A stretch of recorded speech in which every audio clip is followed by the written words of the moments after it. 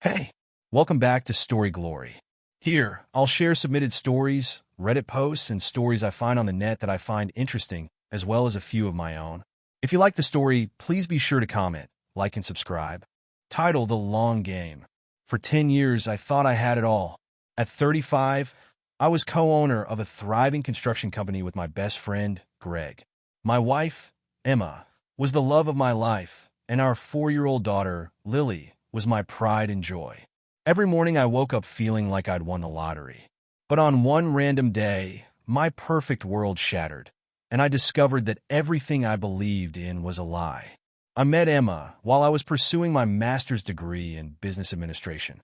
She was in her final year of undergrad, studying marketing, and we crossed paths at a networking event on campus.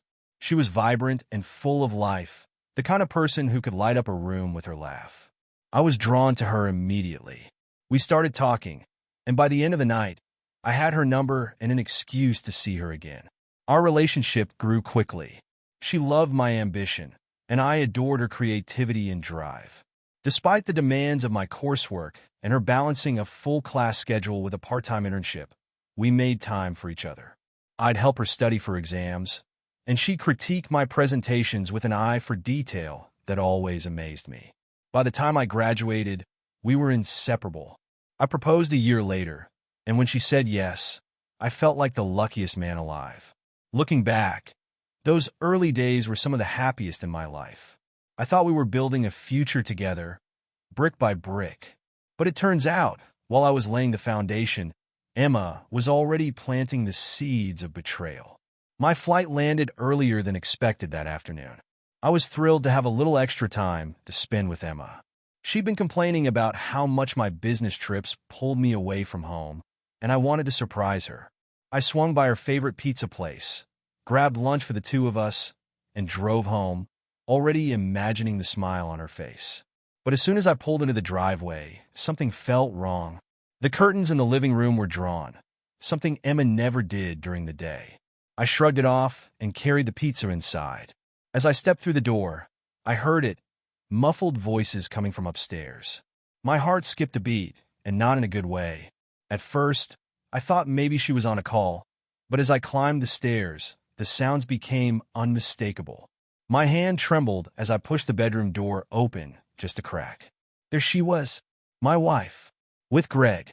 I backed away slowly, barely able to breathe. My heart felt like it was being crushed in a vice. I grabbed my keys, my mind racing, and bolted out the door. The pizza sat forgotten on the counter. I drove aimlessly for what felt like hours. The image of them burned into my mind. By the time I checked into a cheap motel, my shock was giving way to something darker. Anger, betrayal, and then a horrifying question. What about Lily? She was at daycare, thank God. But as I lay on the stiff motel bed, memories started flooding back. Emma's offhand comment about Lily being born a few weeks early. The way Greg always seemed so doting when he was around her. The subtle but undeniable resemblance Lily bore to him. I grabbed my laptop and started digging. Medical records, photos, timelines. It all pointed to the same gut-wrenching conclusion.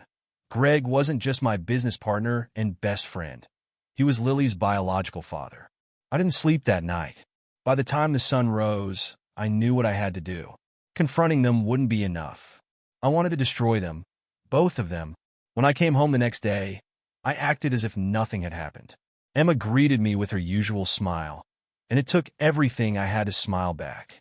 I kissed her cheek, asked about her day, and pretended I didn't know she'd spent it in bed with Greg. Over the next few months, I played my role to perfection. I was the loving husband, the doting father, the hard-working business partner. But behind the scenes, I was collecting evidence. Hidden cameras, phone monitoring apps, financial records from the company. Every sorted text and email between them, every stolen moment, every financial discrepancy. It was all logged and documented. The final confirmation came during one of Lily's routine doctor visits.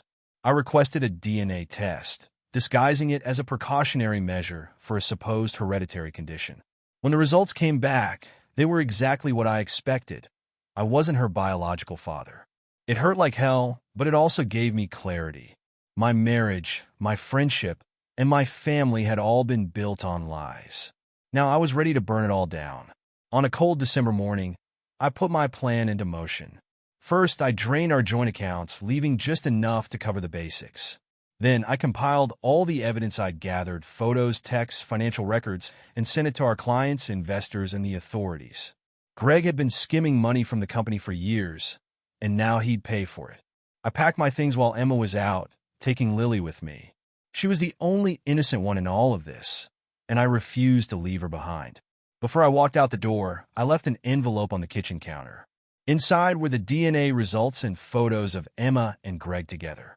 I also left a note. You can keep the house. You'll need it to explain to Lily why Uncle Greg is now her dad. Goodbye. By the time Emma came home, I was long gone. I started over in a new city with Lily, determined to give her the stable, loving life she deserved. Greg and Emma's world fell apart quickly. He lost the business, and she was left to pick up the pieces of her shattered life. I'd lost a lot, but I hadn't lost myself. From the ruins of my old life, I built something better. Lily and I moved forward together, leaving the lies and betrayal behind us. And as for Emma and Greg, they got exactly what they deserved.